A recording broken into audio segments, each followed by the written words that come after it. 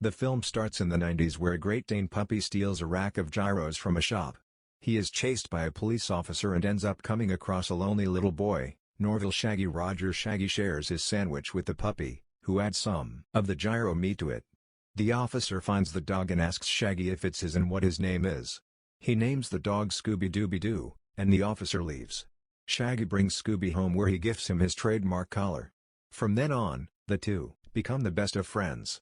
On Halloween night, Shaggy and Scooby dress up as their heroes, the Blue Falcon and Dynamite.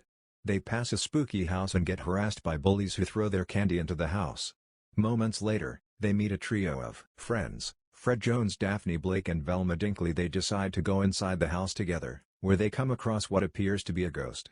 The kids are trapped in the house until Fred and Velma spot the string holding the ghost up, and they cut him loose.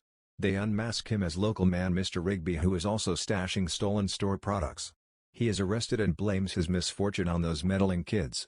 The four friends and Scooby all then vow to continue solving mysteries together as Mystery Incorporated. After a recreation of the original show's intro, we catch up with the gang as adults in a restaurant. Fred, Daphne, wanted to take Mystery Incorporated to new heights as a serious company. Scooby and Shaggy are content just eating big sandwiches. The others bring out their potential investor, Simon Cowell. Scooby and Shaggy take the opportunity to poorly sing Shallow, which Simon dislikes, naturally, before the rest of the gang gets down to business. While Simon is impressed with Fred's leadership, Velma's smarts, and Daphne's style, he thinks Scooby and Shaggy are the weak links, and he can't invest in Mystery Incorporated. Dejected, Scooby and Shaggy ditch the gang. The guys go to their favorite bowling alley where they lament the feeling that they are considered useless among the gang. Soon, they are attacked when the pins and balls turn into deadly little robots called drop-ins. They chase Scooby and Shaggy around the place until they end up in the back of the place and are sucked up into the sky by a spacecraft. Meanwhile, Fred, Velma, and Daphne are driving back feeling bad about Scooby and Shaggy before they overhear the police scanner talking about the bowling alley incident, and they rush on over there. Scooby and Shaggy find themselves inside the Falcon Fury, Blue Falcon superjet. They are greeted by Dee Skies and is brought up to meet Blue Falcon himself. However, Dynamite comes out to reveal that it's actually Blue Falcon's adult son Brian, who has taken over his dad's position after he retired, but Dynamite clearly feels like he is working with an amateur. Dee tells the guys that the robots were sent by the fiendish Dick Dastardly, who is seeking out the three skulls of Cerberus, the ancient three-headed dog, but nobody knows for what purpose. They also don't know why the robots were going after Scooby and Shaggy. Dastardly and his minions then attack the Fury, but Dee manages to get them away from him by flying them out of there in hyperdrive. Brian then suggests that Scooby and Shaggy stick around for the mission so that they may be able to stop Dastardly. Fred, Daphne, and Velma talk to the lady at the bowling alley about the incident and are given one of the robots that got crushed and left behind. Velma inspects it and finds one of Dastardly's hairs on it. After putting it in a scanner, the gang learns of Dastardly and his mission to collect the skulls. As they head off to find their friends, Velma also learns of how Dastardly has been going through a database of dogs, and the reason that he wants Scooby is because he is the last descendant of Peritus, dog of Alexander the Great, and that he could be the key to something big. Fred then drives them toward Dastardly demolition so that they might be able to find Dastardly himself. Brian says he got the location of the second skull from an anonymous fan. They arrive at an amusement park, only to find that Dastardly is there and that he's already gotten the skull. He sends his Rodins after the heroes.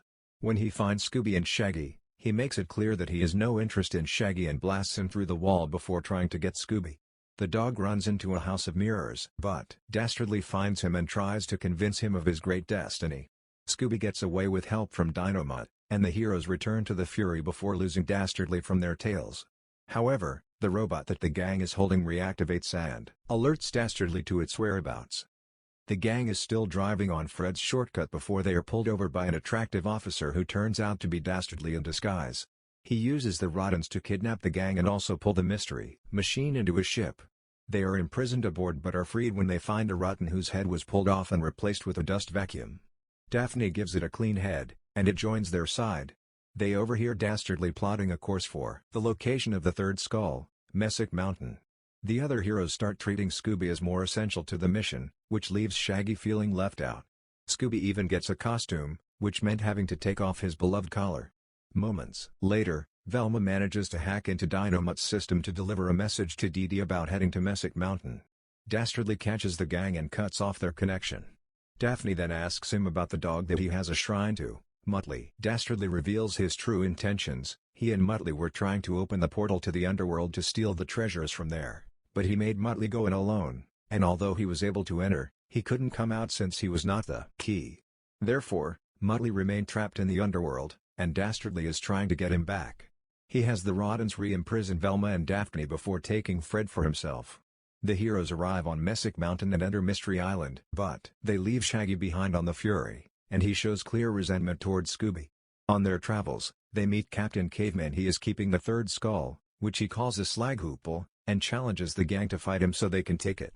He wipes the floor with Brian, but they are supposedly saved when Shaggy arrives with what appears to be Fred having driven the mystery machine to the ship. This is really Dastardly in disguise, and he knocks Captain Caveman out to grab the skull and Scooby. Shaggy reunites with the real gang and feels responsible for Scooby getting captured. He gives a rousing speech to the gang, plus Brian, Dee Dee, and Dynamite, and they all agree to go save Scooby together. Dastardly puts the skulls together and opens the portal to the underworld, transforming the town into an ancient appearance. As the heroes close in, he has the Rottens attack them, but Dynamite stops the mystery machine from crashing as it's blown out of the sky. Dastardly uses Scooby Paw to open the gates and unleash Cerberus. Dastardly realizes he's made a mistake and he runs from the giant, but then runs back through the gates to find Muttley. He appears dead at first, but the rascal was just joking, and the two villains proceed to pilfer the treasures. Scooby rescues his friends from the busted mystery machine, but Fred is distraught at the loss of the beloved van. They then proceed to plan to get Cerberus back through the gates. The good Rotten rounds up his friends and they join the gang in their plan. Brian then decides to pull off his big hero moment by saving Scooby from Cerberus by punching the heads repeatedly. The Rottens turn into bowling balls while the others distract Cerberus and trip him up, sending him rolling back into the underworld. Fred then takes out a clue he stole from Dastardly's ship, which Velma reads and determines means that only Scooby and Shaggy can close the portal, but there's a catch: one of them has to stay behind in the underworld to keep it closed. Scooby and Shaggy try to stop one another from making the sacrifice, but ultimately, Shaggy decides to do it.